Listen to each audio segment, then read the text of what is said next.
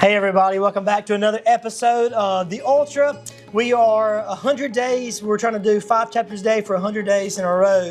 And I know by this point, you've probably missed a day, maybe you've even missed 2. But if you miss a day, one of the biggest things is, if you miss a day, don't miss 2.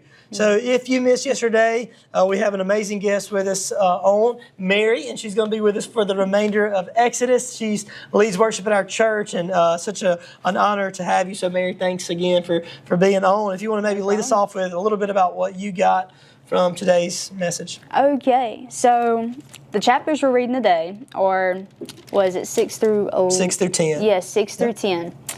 And it mostly talks about all the plagues that God, I guess, what's the right word, performed? Yeah, I guess. Maybe you would say even cursed to some extent. Yes.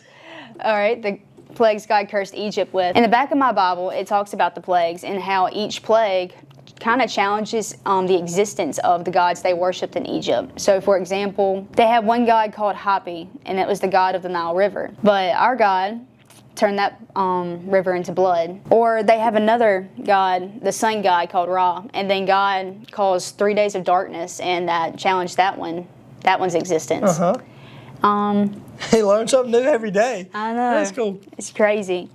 But my favorite part in these several chapters starts in Exodus chapter 9, verse 13, and it says, "Then the Lord said to Moses, 'Get up early in the morning and stand before Pharaoh.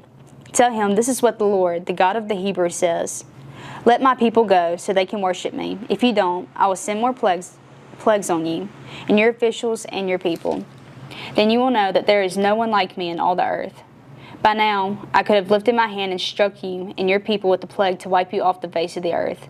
But I have spared you for a purpose, to show you my power and to spread my fame throughout the earth.'" I know one of the things that I got, and just kind of listening to you speak, is that kind of like what we said yesterday. It's God who spreads.